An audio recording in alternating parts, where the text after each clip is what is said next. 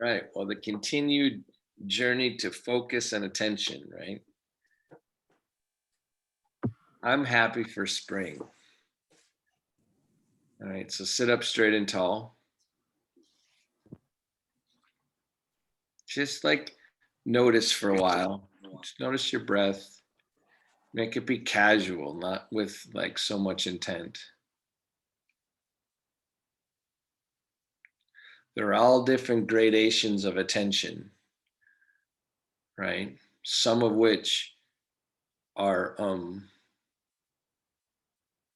include your body,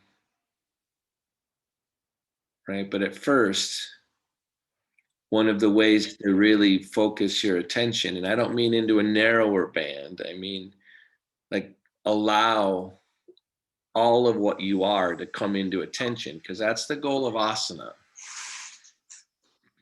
is to be able to move and focus and but with all of you. So I think it takes, I've been rushing around today, this morning, for example. So, just getting better at letting there be different places, like where you just allow as a precondition of engaging your focus.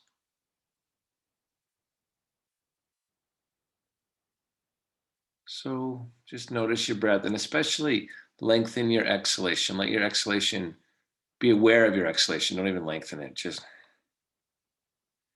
because that's a form of letting go.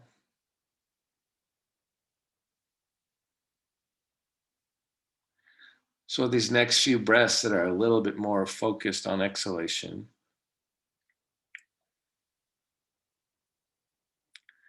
just notice what happens, the feeling that when you're done exhaling. Don't try to push the exhalation any longer. And then on this next breath, just notice the transition from the end of your exhalation to the beginning of your inhalation. They're very close to each other, but in terms of sensation, they're very different. They're close to each other, like they're at, if this is just an example, like if your inhalation and exhalation were like a V, right?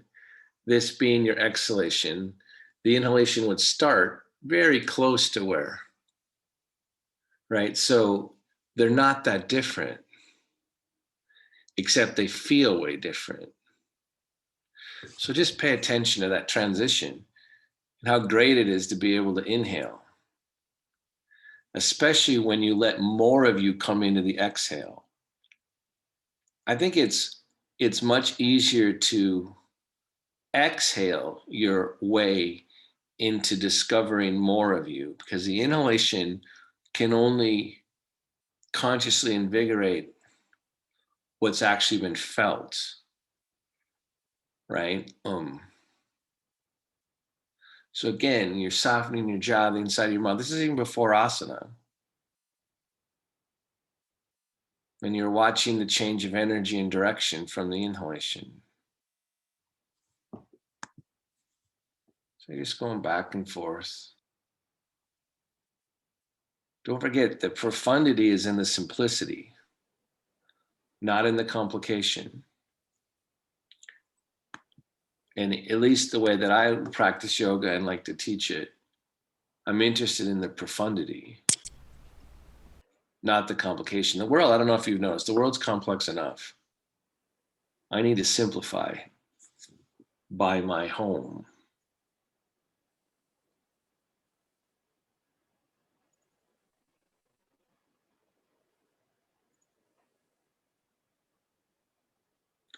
By the hub of the wheel.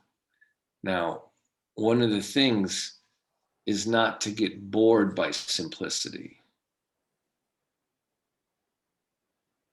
because it's your mind that gets bored.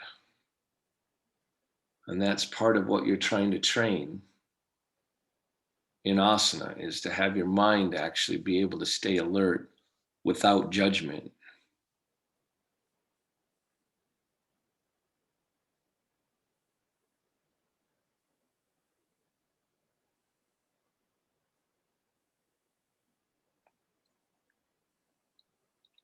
One of the real strengths that I think that someone that lives with a disability has typically mastered is patience.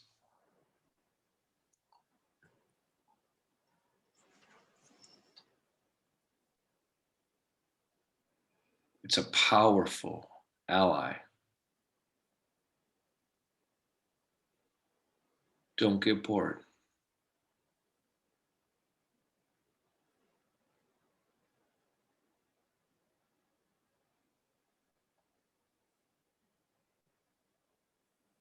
So your breath is just going in and out.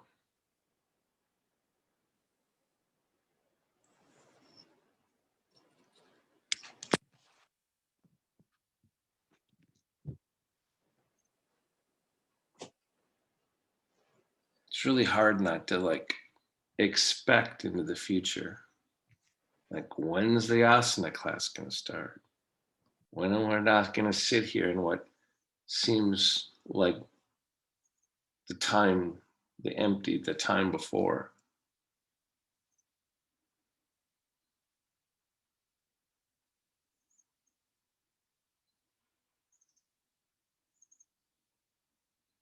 So now start to direct energy. Feel your feet more on the floor, on the foot pedals. Hit down with your sitting bones. Start that transition into activation. Try to stay steady with the quiet. Remember, we're trying to focus all of us, of ourselves, into action.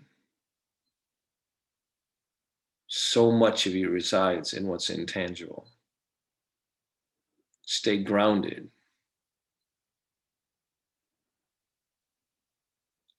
Lift the chest under the collarbones. Broaden between the back ribs, between the shoulder blades on the back body. Start to rise up. Hit down. Come into more effort. Open the side armpit chest like an opening shutter, like it's got slats, and then the shutter opens and light comes in. Open the slats on your side armpit chest. As you do, hit down more through the sitting bones. Extend from the inner groin to the inner knee, down through the feet. Here comes alertness. And then contrast that with dropping your spine and letting yourself sink back. And take a couple more breaths. And so this time, as we assert again, as we go through that same, just be even more aware, because now you know what's going to happen. You don't have to anticipate. So start now, feeling your feet, your sitting bones, start to lift the chest. Broaden across the collarbones, across the back ribs. At a certain point when you're elongating, then start to open your side armpit chest, like slats. Feel your sitting bones extend from your inner groin to the inner knee, down to the heels. More assertion, but don't leave the quiet. So I'm overworking a little bit on my right shoulder blade. So that's okay. I can feel the fatigue come faster. Have to readjust that. Good. And then release.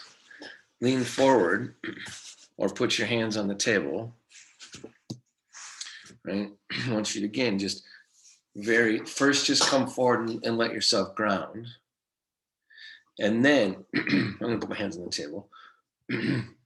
And then after you've been here a while, start to very quietly hit down through your sitting bones, go up through your spine, broaden across your sacrum. So we're more consciously making space in the low back. Let your breath help elongate the lower third of your spine. So not just have it fill your chest, your cavity here, which it will, but you're trying to make sure that there's breath touching lower into your back.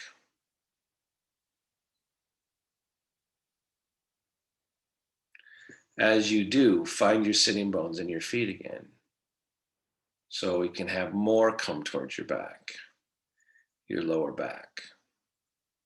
This is a good space to reclaim, especially to start your yoga practice. Remember, your animation comes through your spine. It just needs to be woke up. Good, and then release. So the idea, there's all different types of yoga, but there's a word whatever resides in the magic of your spine. In some ways, you can think about yoga as releasing the energy from your spine into your life more directly or more fully. There's a word for that. They call it Kundalini energy. And there's whole styles of yoga that are just called Kundalini yoga, and they have a lot to do with breath. Less so with asana, more so with breath, right? But I'm not one, again, because I love simplicity, I'm not one that practices really complicated breath patterns, right? I want to feel the grace and the beauty as simply as I can experience it of breathing, especially when I'm in the beginning of class. What I think is interesting is that if I start breathing before I wake up my body, I don't breathe as well. Well, I breathe differently. So we're just trying to kind of like blow off the cobwebs off of your body from sleep. Bring in more alertness. Remember, we're trying to work on focus here. Focus that's not just mental. So, inhale and come forward. And then lift up and go back. We're just starting that, like kind of get our spine to feel, right? And know when you're moving around in the beginning of class, go back over your chair. Go over to your right. To your right. And we're just trying to move around on the seat because we're trying to get some lightness, some like feeling of awakeness, right? Back over your chair. So if you want to tip your head back, do. If not, don't worry about it. Right, we just kind of open and then exhale and come forward. So you're just trying to like change the core pattern, right, of what it feels like in your body. Because you're going to do more asana, right? You're going to start,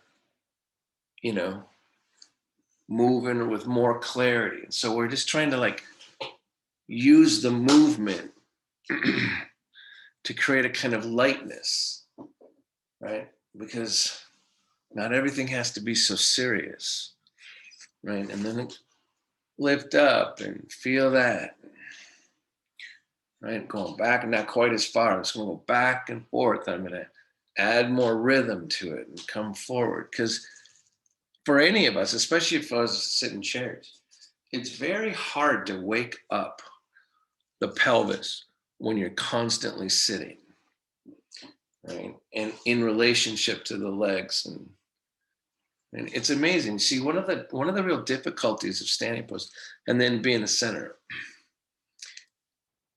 If you and I were doing full standing poses, you'd have all these different leg positions and arm positions, and it's hard to unify the arms and the legs in movement, right? And I'm amazed at how many, quote, traditional students I have that have forgotten they have a torso, right? That the energy has to travel, right? So come forward again, lift your chest. And again, when I say wake up your lower and mid back in relation to your chest, it's to actually make sure you start to really feel that you have a full torso.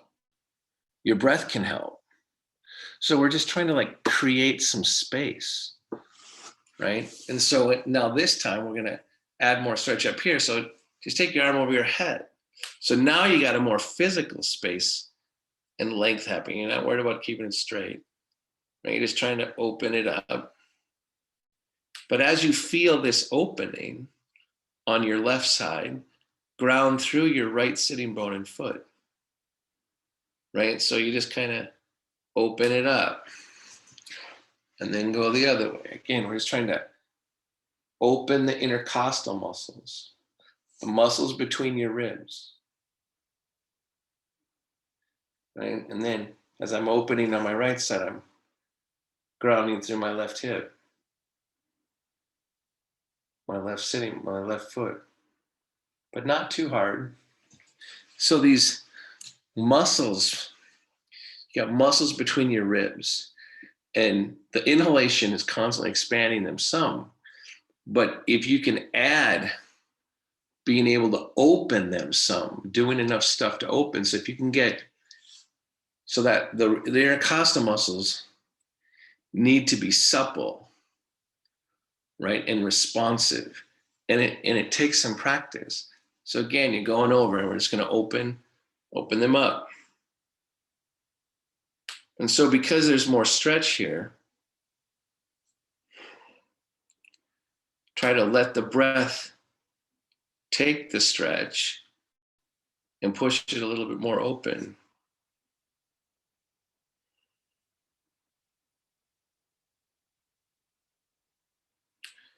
Good. And then come on back to center and go the other way. I'm just trying to let there be more pliability in my rib cage. Good, and then come on back to center. So there's a line that I read early on in my yoga practice from Bandhas is that the intersection of the physiological body and the subtle body occurs at the diaphragm, right? So right across here. And, you know, there's a diaphragm kind of at the base too. And there's kind of one up here. But I just want you to, like, these next few breaths, I want you to, after that stretching, I want you to feel, hopefully, that there's slightly less resistance to the inhalation, because the rib cage is more responsive. So migrate your spine slightly forward, especially the upper thoracic, but let it come forward. And then let your inhalation very slowly nudge your rib cage into expansion. And then release. So for me, there was a big moment when I had the image of that my rib cage was actually, I mean, I believe one of the core intersections of yogic realization is where your breath intersects and overlaps with your breath, where your spine overlaps with your breath, right? And that's one of the very simple, profound spaces you're trying to learn more about.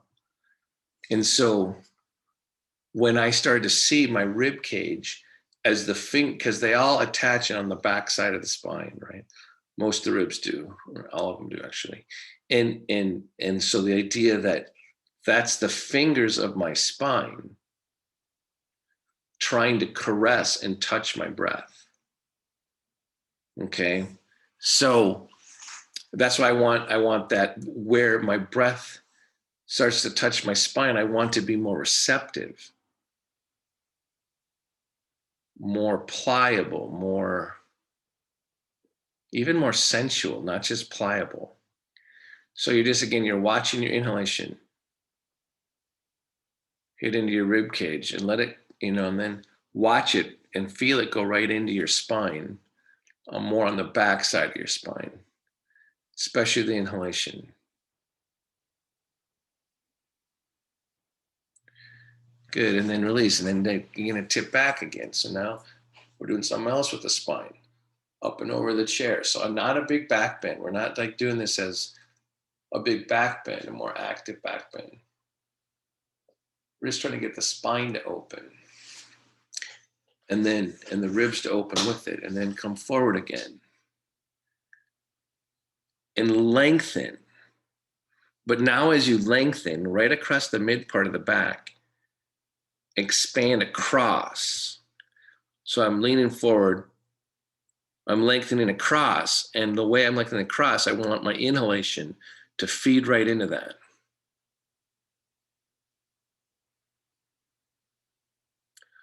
So again, we're looking to make this, your rib cage, to be kind of happy and more open to your breath.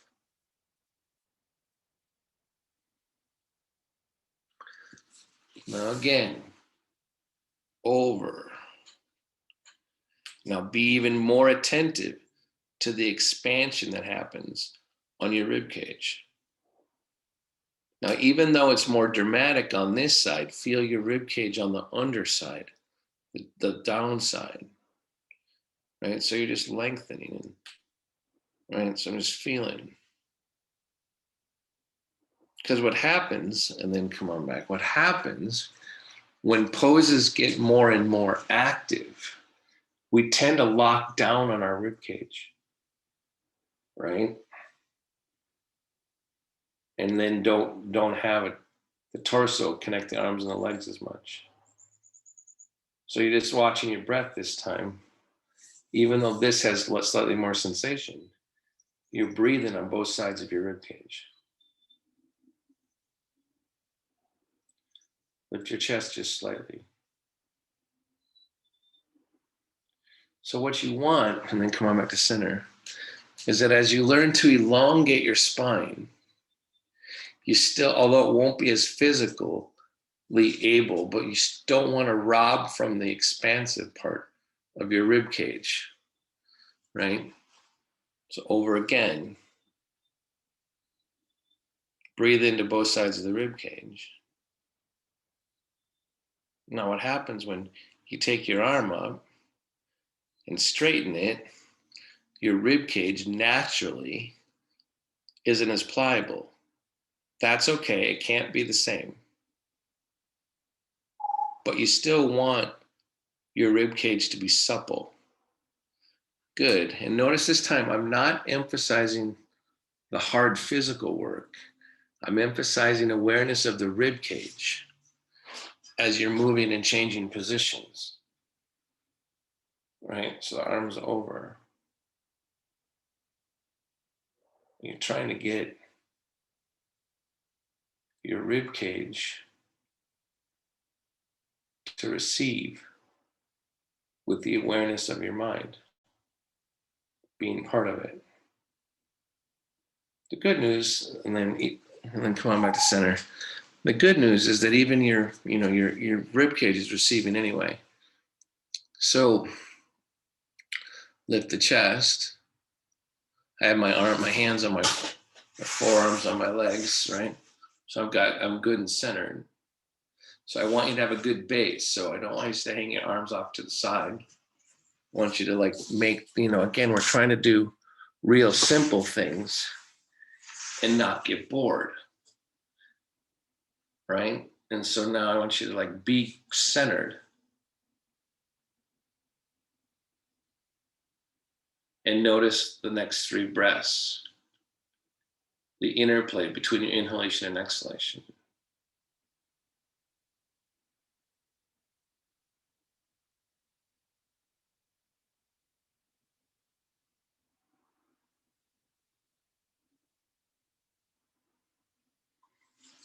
So in asana, there's so much more control in your limbs and your perception of strength.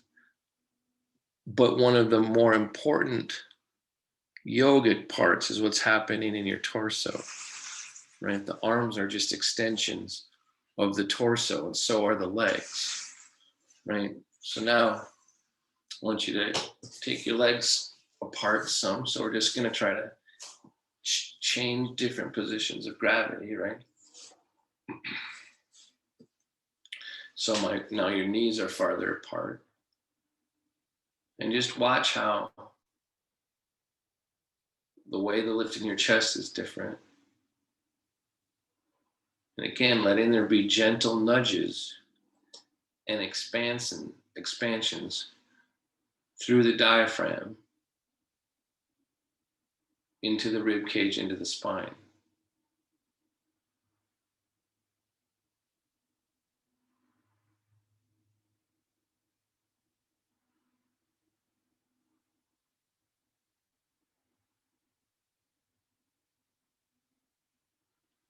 Good, and then bring your legs back together.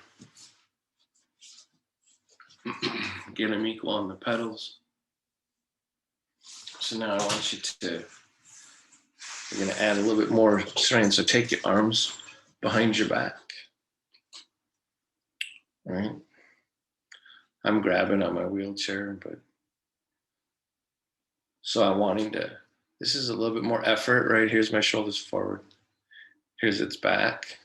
So as my shoulders are kind of pinning back, but I'm not jamming my shoulder blades together. I'm keeping my shoulder blades apart as I open across here, right? So now, if I were to force my inhalation to be big here, that would cause strain and conflict. So I want my breath, allow it to be a little bit more shallow, but really try to feel it going to your ribcage differently. So you don't need as deep a breath.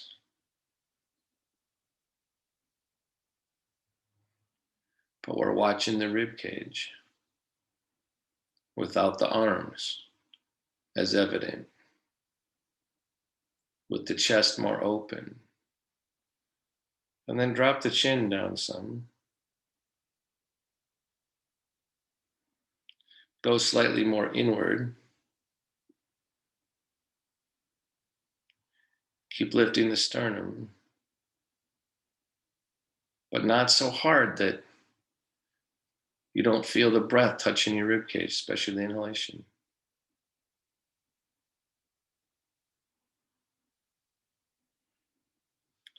Good, and then release, take your arms out. So in that position, one of the things that, so Prashanta Angar, BKS Angar's son, has taken pranayama, like made it more central in his practice, because when I think he was in his 30s, he was riding in a car and he had his elbow out the door and a bus hit his elbow. And so he can't straighten his arm. So one of the things that because he can't do a lot of the asanas the same, and not wanting to just try to imitate his father, he did a lot more with pranayama, right? And especially what different breaths do and how you need to breathe differently relative to different positions. So what I want you to think about is that you're going to take our arms back behind in a second, right? But I want you to like notice the nudge on the inhalation and then wonder what you should do on the exhalation. Like, how would you make it go into service? So take your arms behind you again.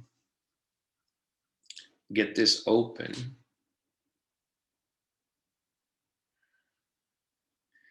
And then watch the exhalation.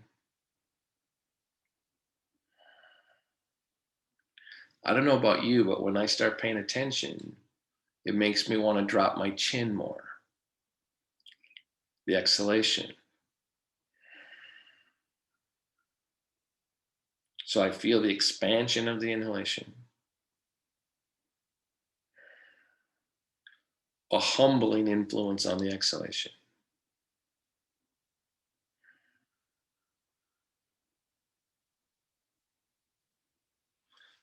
Good, and then release, raise your head up. So this position of lifted sternum and dropped chin is one of the three main bandhas in yoga, which is kind of energy. Think that there's like, you've got these energy lines going through your body called nadis, and and that there's certain positions that line them up more than other ones, right? And so this Jadhara Bandha is one of them. Supposedly, the lineage tells us, and this is what I want you to like think about as a student, is even if you can't feel it right away, if I'm being told by a couple thousand years of practice that certain positions actually line more of me into congruence, I'm going to assume it's true, and I'm going to look for it. And this is why it's so important to trust your lineage, right? To trust a teacher, a practical teacher when you have one, but also just like the way that things are being passed down, right? Because I often operate backwards. Instead of waiting for me to discover the truth, I let the voice of that wisdom in and work backwards to where I am, right? This is going to be one of the positions that you should pay more attention to, right? And try to figure out what is meant by it lines up more nadis. Like, what the hell? I don't even know what that means, right? Except they're trying to say something. So lift the chest. And I'm trying to show you that the position, like as you get the chest open and the rib cage more active, the exhalation does make you drop your chin, or lead you, doesn't make you, and go slightly more inward. So I find myself wanting to close my eyes and drop my chin.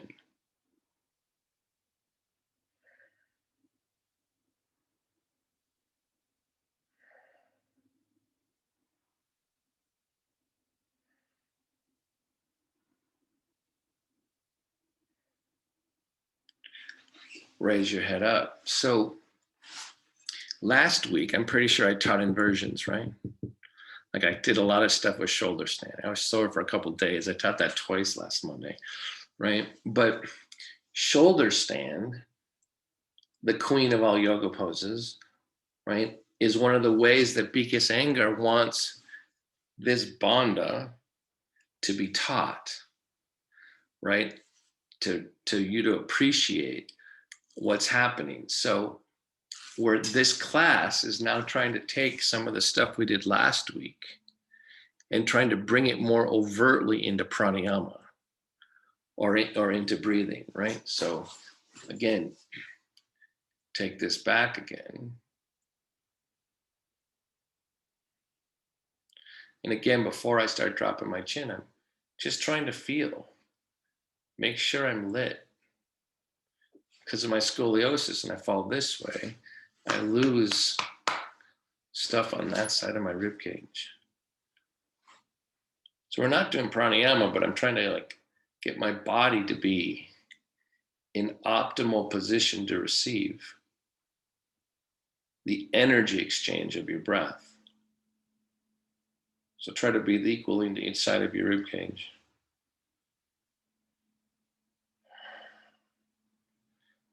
Drop your chin down on exhalation. Peer inward from the backs of your eyes into the center of your chest. What does that even mean? Well, in order to do it, you better feel your sitting bones.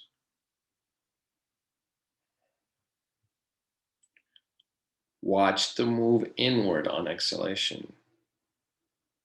Inhalation ignites and expands.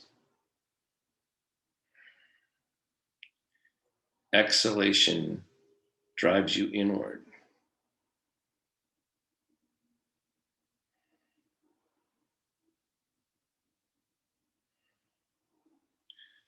Good, and then release and raise your head up. So one of the things that's hard when you're not doing straight pranayama, you're doing kind of asana towards more breathing awareness, is that as your mind is being asked to do more stuff, right? The tendency is to grip your organs of perception, like the inside of your mouth and your jaw. So, and that happens in a pranayama practice anyway, right? And so what you're practicing here is actually doing more actions, but trying to keep things soft, right? In here, even though your mind is trying to do more. Theoretically, in shavasana, or in a position for pranayama, is that you're not doing as much, you're just breathing, but you're being aware of more and more stuff. Pranayama the controlling of breathing, is actually way more alert than asana. It's just harder for the mind to stay patient with it because there's less drama, right? There's less action. So take your arms behind you again. So by having you like broaden, cross, lift the slats, feel the sitting bones, keep the space between the shoulder blades broadening, and drop your chin. Your mind is getting things to do, but don't let it grip the inside of your mouth. So lips together, teeth slightly apart. Do the actions,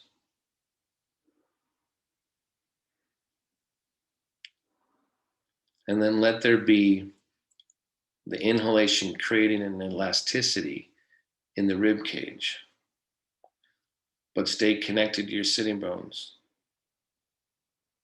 and feet.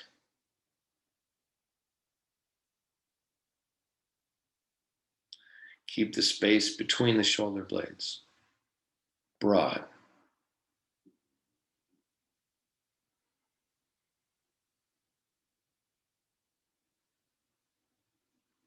Good, and then release. So one of the things that's being practiced in asana is to not, or to be, allow that you can be focused both on the whole, WHOLE, of what's happening, while you're also being aware of parts, right? So this whole part awareness is part of the full repertoire of the inward observer, right? But it takes practice, right? A lot of practice. And you'll never be done realizing the simultaneity of that, right? This is an infinite subject, right? But that's part of what I'm wanting you to do here is I'm giving you more instruction to do things, but yet, and so you're feeling that you have to do efforts in certain places, but you're trying to not lose connection to the sense of the whole. So there's a simultaneous occurrence, and without the whole part simultaneous awareness, not all of you is coming into a yoga pose, right? So one more time, or who knows, might do it more than one, another time. So now I'm taking the time to be open and grounded. And before I drop my chin, I'm gonna just take stock. Let the light in before I go inward. I want the sunlight to come through my eyes to help me fill the vessel. And then on an inhalation, as I exhale, I'm gonna drop my chin.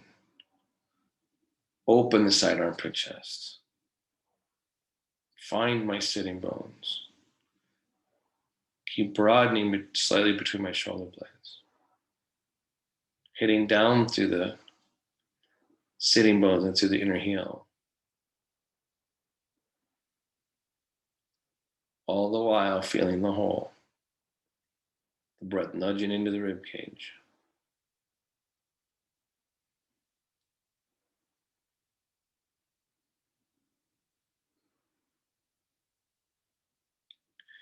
Good, and then release.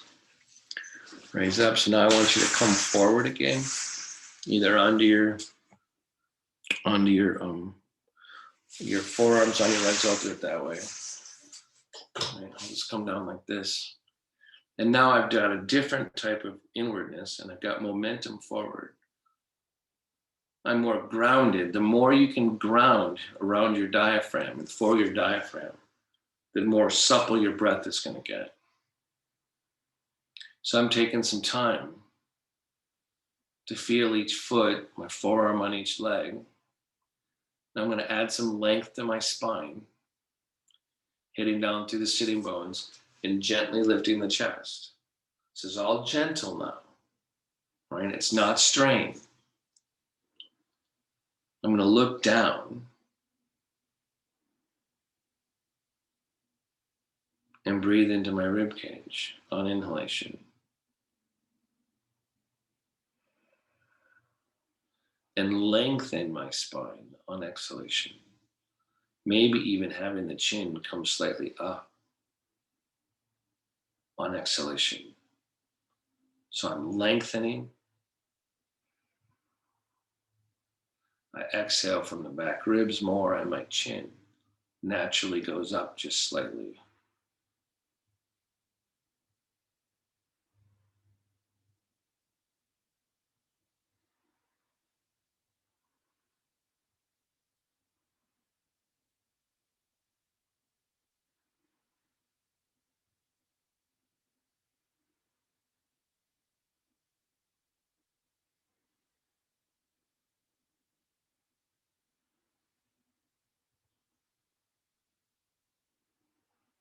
Eyes are staying open.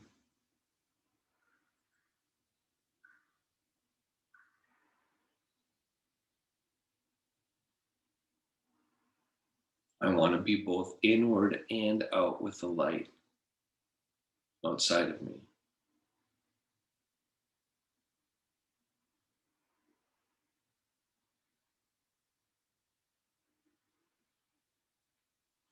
Good, and then come on back up. So now, like a more graceful, less willful feeling in sun salutation. So I want you to sit up straight. Keep feeling your rib cage. Your simmons rate. Inhale. Exhale, come forward. I'm going really slow and easy now, right? Because we've had a lot. I don't want this to be a willful winning. And then inhale and lift out. Exhale into neutral. Slow ground. Inhale. Up and over the back of your chair. Again, really watching the change in the rib cage.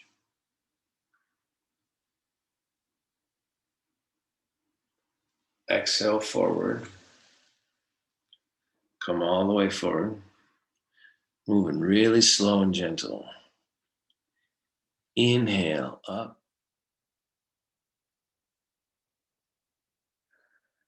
Exhale at neutral. Inhale, start to go back up and over the chair.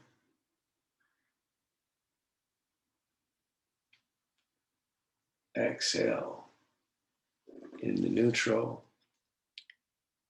Inhale. Exhale forward. I want your breath to be led by your body and your ribs and your spine. Inhale.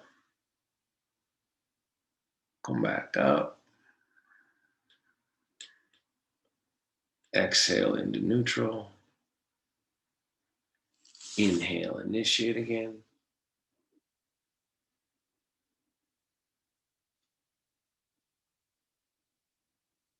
Exhale forward. Be grounded in neutral.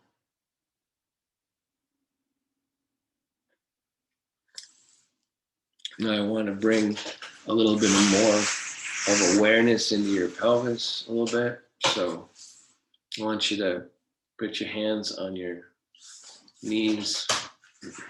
So we're trying to enter. Remember, breath is also rhythmic, right? And so I want you to let your right shoulder and right knee come forward and then go back. And so you're just going to do this back and forth, like getting that spring lift. We're doing it really gentle, right? Because all this we're trying to prepare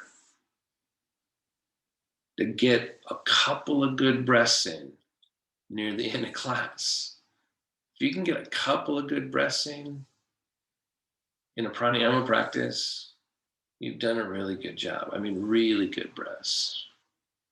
And so I'm going back and forth, trying to get a sense of lightness into my body. Right? So then, if you can't do this, no big deal. Lean over and sit on your hand a little bit on your left hand, and just get that kind of extra lift on your sitting bone, and then release, and then do it on the other side, right? So put my hand under. So I'm activating the bones, right? And just get that little bit of lift. And then to the first side again, right? So I can tell that when I try to practice, so I'm going up and back, I'm putting reference on my sitting bone, right? When I practice pranayama sitting in a chair, I tend to not breathe as well for my pelvis, right? So I'm just doing some things to try to feel like my whole body's going to receive my breath, trying to wake stuff up, not just lean back and forth again, right? So you're just kind of getting things more awakened. And then take your hands on each knee if you can and hit them back into your pelvis. So pushing back less should lift your chest, right? And then back, and just get that little bit of action. And then feel each foot on the pedal. So I'm coming forward to do it because I can't. So I'm just trying to make sure the bottoms of my feet are getting slightly more active, right? And then one more over with getting my side, right? So I'm actually just trying to prepare the skin on my body, the feeling of my body, so it can be part of my breath, right? So I'm just like doing all this extra stuff because I want these next few breaths to be as good as possible. Arms behind you again. Lift your sternum. Drop your chin. Feel the hum on your whole body. Breathe into it.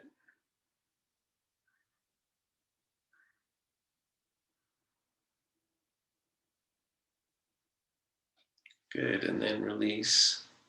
Now I want you to get into it. Oh, so I'm going to do it like this, kind of like shavasana, but we're not going to do shavasana. Right now. And I'm going to lift my sternum and drop my chin a little bit.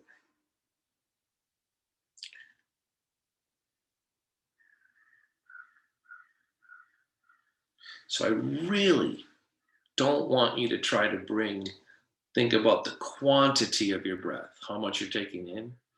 I want it to be all about quality.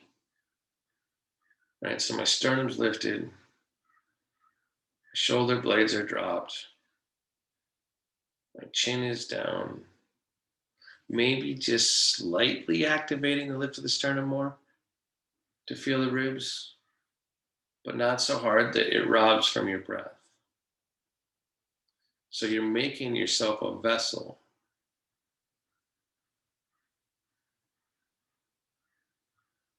Remember this is a big thing for me to realize this, is that your breath is an energy exchange. So I'm going to get in this position and watch and feel as the breath comes in. I want it to touch my whole body.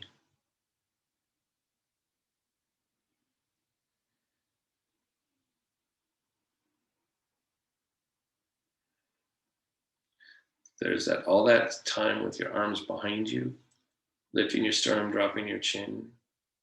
Feel that and lift your sternum a little bit and drop your chin gently.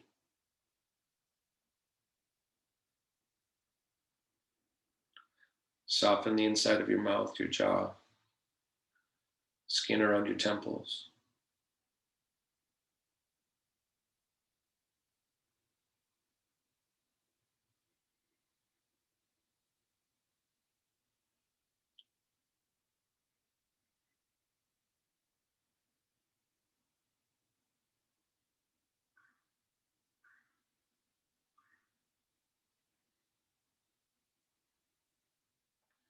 Be grateful for the spark of inhalation.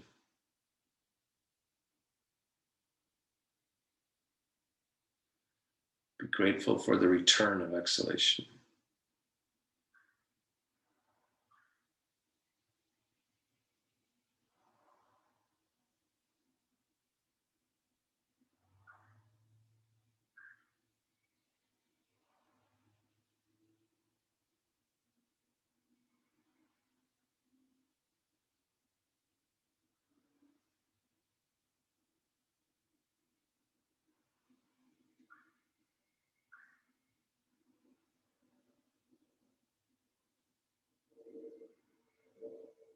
Keep the tongue in the lower palate. Sternum in service. The chin dropped. The ribs receiving.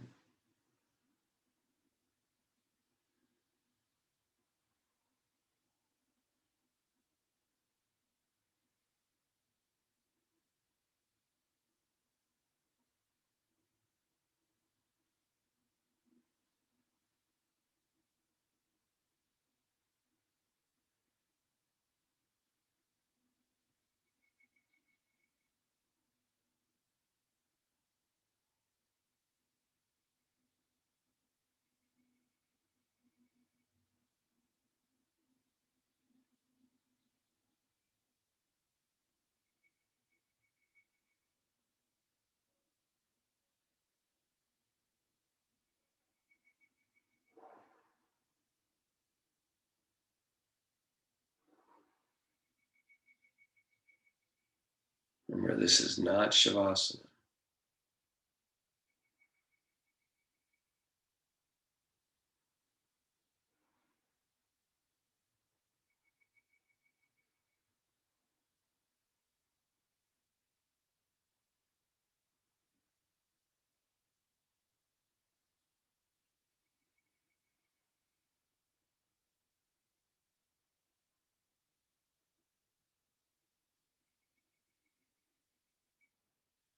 Raise your head up with closed eyes. Open your eyes.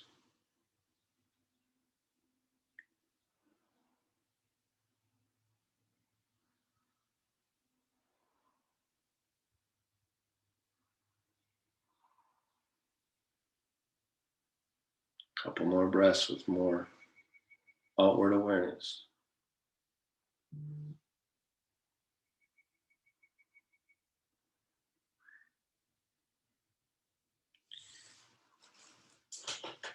The thing about a class like this is that in a lot of ways, I think that a class like this is harder than a more active one, right?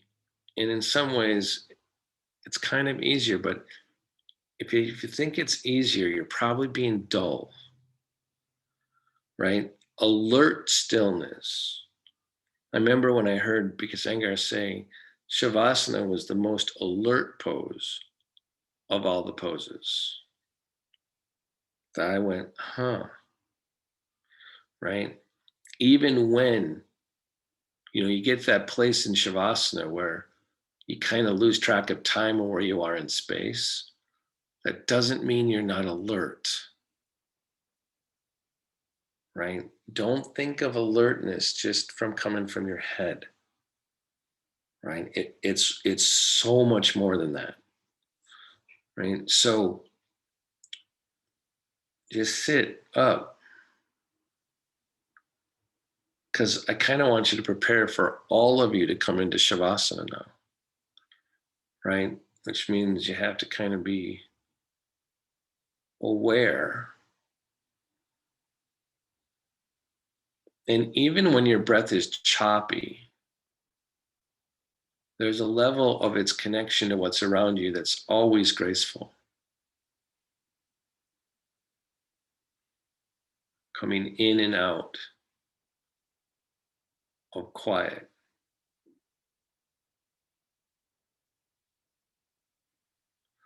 All right, and then prepare for Shavasana. So it kind of, on the outside, it's going to look very similar to what I just did, at least in my practice. But I'm not going to be it, your breath awareness is not being practiced in Shavasana. surrender is.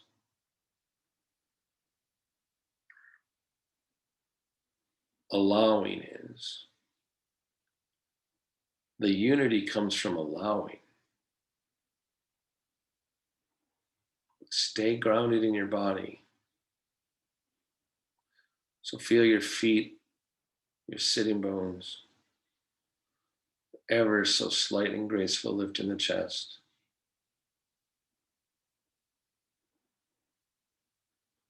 Soften the forehead, skin on the forehead, the temples, the jaw, the inside of the mouth.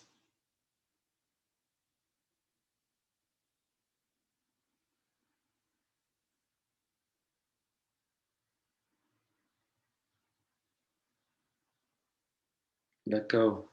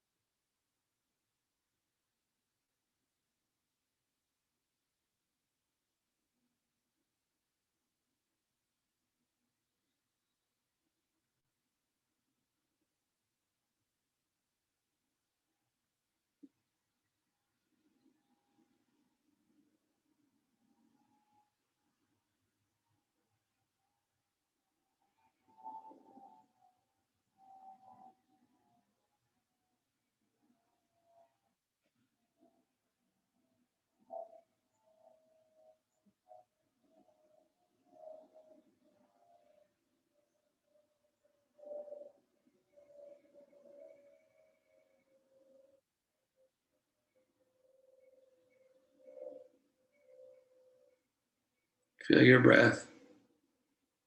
Don't change it.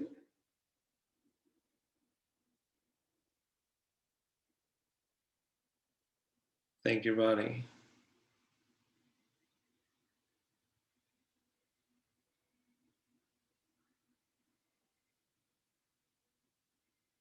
Thank it again.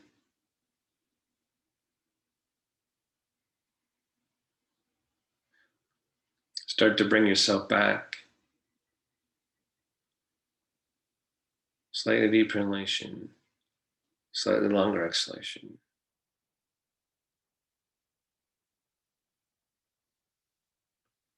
When you're ready, open your eyes and then close them,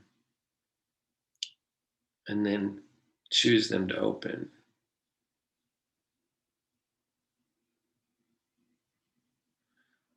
So although it's a kind of a false to ask yourself to put the limbs in order of importance, right?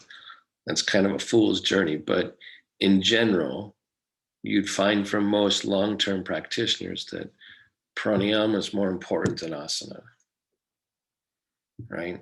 And yet it's more, and it's harder, not harder physically, it's harder psychologically, right? And so it's not easy practice. So like this would be a class, the slowness and pace of this class, like more people dropped off this class and usually than any other class today because it's hard, right? It's hard to not sit there and go, hey, I came here for something else, blah, blah, blah, blah. And it's like, but I'm telling you, learning this stuff is probably more important, right? And And I think it's so important that in a way it's better for me to only go too deep into it once in a while. It's not going to translate great to online classes necessarily, but it's like to recognize that you want to maximize your body's potential to breathe, not just your lungs' potential to breathe, right? And that's what asana is actually trying to show you, is how to receive more energy from the universe, or have more of the energy of the universe come through you than it would have had otherwise, right? And so breathing is going to be how you sustain your energy level better. Asanas holds energy in the body, creates muscles, does it differently than pranayama, right? All right, so have a good week. Hands together if you can. Namaste. Spirit in me bows the spirit in you.